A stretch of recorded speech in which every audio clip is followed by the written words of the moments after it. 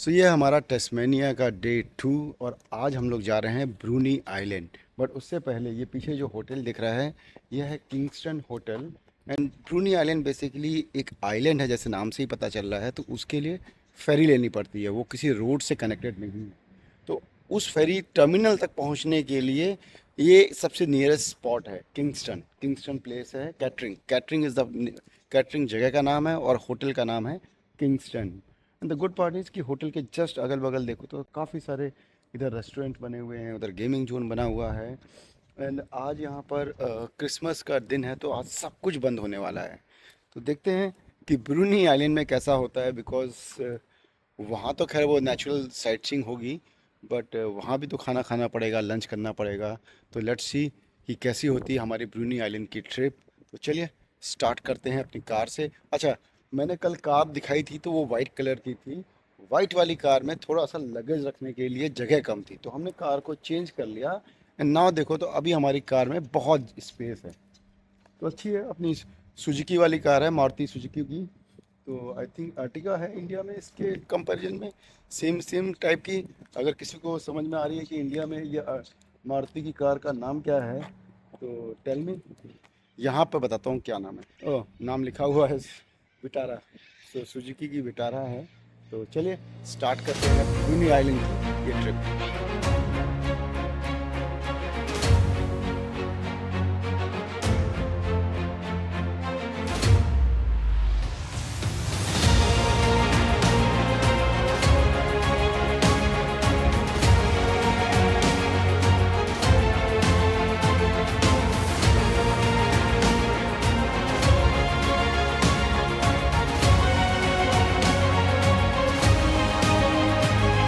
हम लोग अपने होटल से निकल के आ गए हैं फेरी टर्मिनल पे, और पीछे देखो ये पूरी कारों की लाइन लग चुकी है। ये सारी कारें एज इज जाएंगी और फेरी में चढ़ जाएंगी।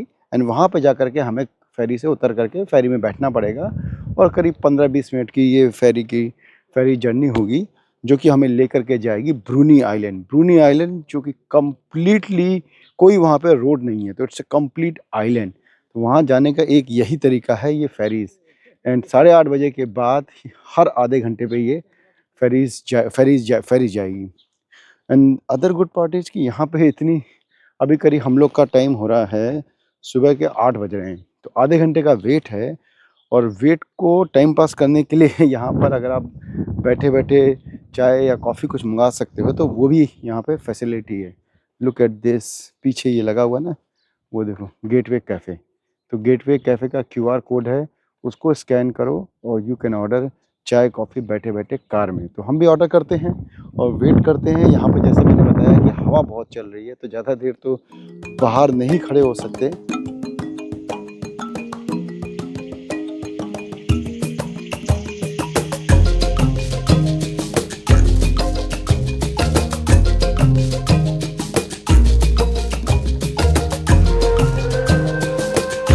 तो हम लोगों ने गाड़ी लोड कर ली है फेरी में, और अभी वेट कर रहे हैं। पता नहीं है कि गाड़ी में बैठना है या गाड़ी से बाहर निकलना है। बिकॉज बाहर यहाँ तो नहीं दिख रहा है, पूरा ओपन एरिया है और बहुत नैरो पैसेज है गाड़ी लोड करने का। अगर आप देखो वीडियो में तो बिल्कुल साइड से जा रहा है, और अगर जरा भी लेफ्ट राइट हुआ तो गाड़ी में स्क्रैच लग सकता है। तो इसी पे याद आया कि रेंटल कार, अगर आप रेंटल कार ले रहे हो तो उसका इंश्योरेंस जो है आपको लेना पड़ता है। तो सम टाइम क्या होता है कि क्रेडिट कार्ड अगर आपके पास ऐसा है कि जो रेंटल कार का इंश्योरेंस कवर करता है, तो वो सबसे बेस्ट ऑप्शन है। बिकॉज़ अगर आपने रेंटल कार ली है और उसके टॉप में अगर यहाँ पर रेंटल कार कंपनी से अगर इंश्योरेंस लेंगे, तो कम से कम वो $50 से $60 पर डे हो सकता है। तो बहुत एक्सपेंसिव हो सकता है, तो बेटर है कि ऐसा क्रेडिट कार्ड रखो जो कि रेंटल कार को इंश्योरेंस कवर करे। हमारी ये फेरी स्टार्ट हो गई है ब्रूनी आइलैंड के लिए। And the good part is कि अगर आप चाहो तो अपनी गाड़ी में भी बैठे रह सकते हो। देखो सारी गाड़ियाँ अंदर खड़ी हैं, और अगर मैं दिखाऊं तो इधर देखो ये फेरी जा रही है, ये जा रही है। इनफैक्ट वो सामने अगर दूर देखो तो एक फेरी आ भी रही है वहाँ से, वो फेरी आ रही है। एंड देन इधर पूरा जो है आइलैंड का व्यू दिख रहा है। अभी हम लोग ऊपर भी आ सकते हैं, तो ऊपर जा करके देखते हैं कि शायद ऊपर से ज़्यादा बेटर व्यू दिखे। अदरवाइज़ तो बाहर हवा चल रही है, फेरी भी जा रही है, हवा भी है, तो थोड़ी ठंडी ज़्यादा है। तो ऊपर जा कर के देखते हैं कि कुछ व्यू दिखता है। अदरवाइज़ नीचे गाड़ी में ही बैठेंगे। आई थिंक वो सबसे सेफ ऑप्शन है।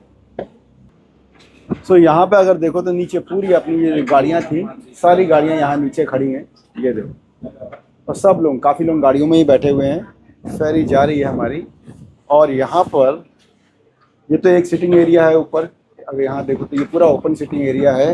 अच्छे अच्छे व्यूज़ दिख रहे हैं। अगर सनी डे होता तो बेस्ट होता, बट डोंट वरी, अगर सनी नहीं है तो यहाँ पर भी इन्होंने बैठने के लिए बनाया हुआ है। Look at this. सो ये बना हुआ है यहाँ पे बैठने का एरिया, जहाँ पे आराम से बैठ करके, विंडो के साथ बैठ करके, ये देखो, वन कैन एंजॉय। तो अच्छा है। और अगर अभी देखे तो ना आगे आगे वो भी दिख रहा है, रेनबो दिखाता हूँ। अगर दूसरे कैमरा एंगल से look at this, वो रेनबो दिख रहा है। सो यहाँ भी ठंडा ही हो रहा है तो, और मैं सोचा था कि यहाँ पे शायद कुछ चाय कॉफ़ी या कुछ तो स्नैक्स मिलेंगे, बट यहाँ पे कुछ अरेंजमेंट नहीं है। तो वापस जाते हैं और गाड़ी में ही बैठते हैं, मिलते हैं ब्रूनी आइलैंड पर। तो हम लोग आ गए हैं ब्रूनी आइलैंड के टर्मिनल पे, और लुक एट दिस, बहुत छोटा टर्मिनल है और वहाँ पे भी कारें खड़ी हैं वापस जाने के लिए। मुझे लग रहा है कि ये जो बना हुआ है लाइन, अभी वो नीचे आएगा और वो कनेक्ट होगा, उससे कारें जाएंगी। Let's see.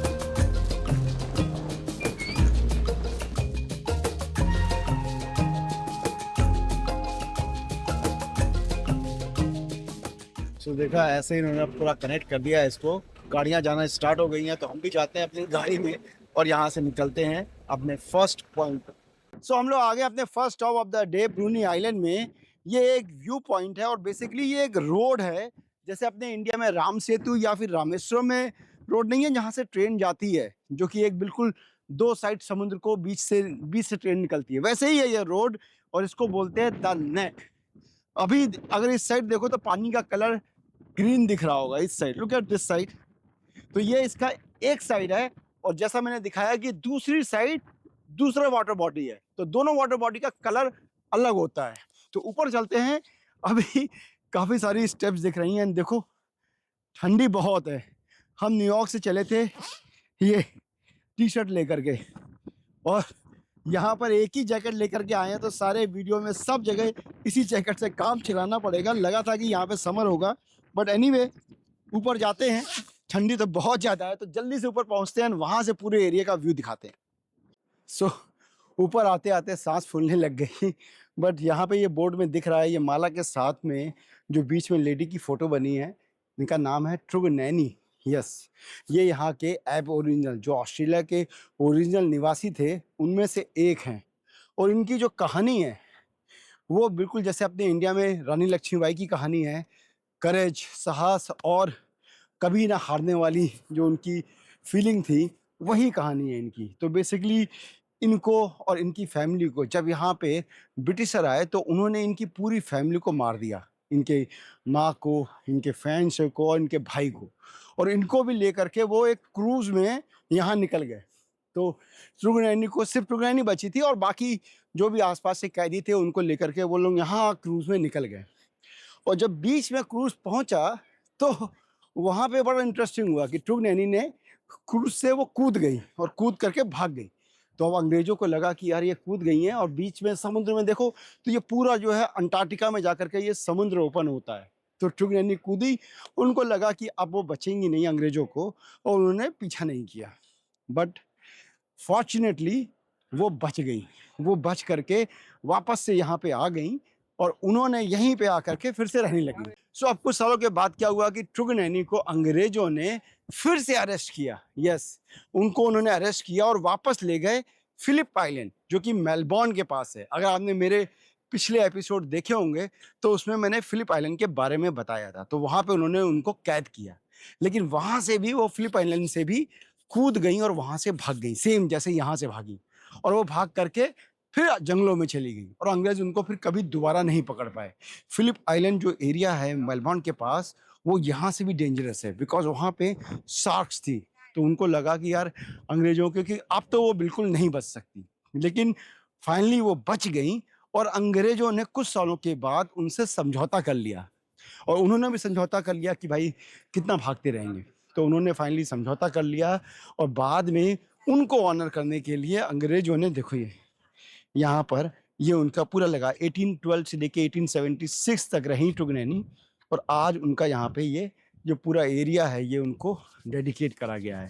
रानी लक्ष्मीबाई, अगर उनका भी एंडिंग ऐसे होती तो कितना अच्छा होता। बट एनीवे अनफॉर्चुनेट था, बट दोनों का अगर टाइम फ्रेम देखो तो सेम था। तो एनीवे अब यहाँ की बाकी सीनरी देखते हैं एंड उसके बारे में बात करते हैं। ये तो थी ट्रुगनेनी की स्टोरी, बट अगर इस एरिया की सीनरी की बात करें तो लुक एट दिस, कितना सीनिक लग रहा है। इनफैक्ट पीछे जो है इस समय बादल आए हुए हैं तो और भी ज़्यादा ड्रामेटिक लग रहा है। बट जैसा मैं बता रहा था, इस एरिया को बोलते हैं द नेक, और ये जो बीच में रोड जा रही है उसके कारण से इसको द नेक बोला जाता है, बिकॉज जैसे गला होता है ना, वैसे ये दो आइलैंड को ज्वाइन कर रही है। इनफैक्ट इसके अगर इस साइड बात करें तो इस साइड है ये पूरा तस्मानिया आइलैंड, एंड इसका देखो तो वाटर यहाँ का रफ है, और देखो तो कितना ज्यादा उधर शायद तूफान भी आ रहा है। और अगर इसके दूसरी साइड देखें तो दूसरी साइड हवा चल रही है, लेकिन अगर दूसरी साइड देखें तो दूसरी साइड है यहाँ पे एक पूरा जो वाटर बॉडी का चैनल टाइप का बना हुआ है। तो यहाँ का पानी देखो तो काम है, बिकॉज ये डायरेक्ट समुद्र को नहीं फेस कर रहा है, ये इधर लैंड को फेस कर रहा है। तो जिसके कारण से यहाँ पे काफ़ी काम रहता है, लोग स्विमिंग कर सकते हैं और कलरफुल रहता है। तो ऐसा ही अपने यहाँ इंडिया में भी एरिया है ना, राम सेतु और रामेश्वरम में, और यहाँ पे अगर ड्रोन शॉट लें यहाँ तो बहुत अमेजिंग आते हैं।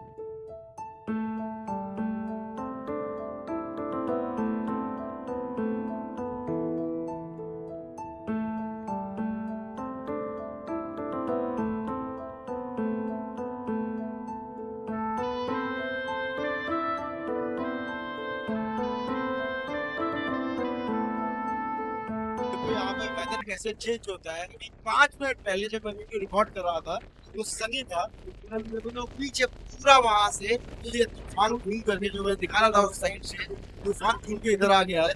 और यहाँ पे अब किसी भी समय बारिश शुरू होने वाली है। लुक एट द हवा की स्पीड, बहुत तेज हो गई है हवा की स्पीड, पर अच्छा लग रहा है। पीछे का बैकग्राउंड दिखाता हूँ कितना अच्छा लग रहा है। चलिए अब नीचे जाते हैं अपने अगले स्टॉप पे बात।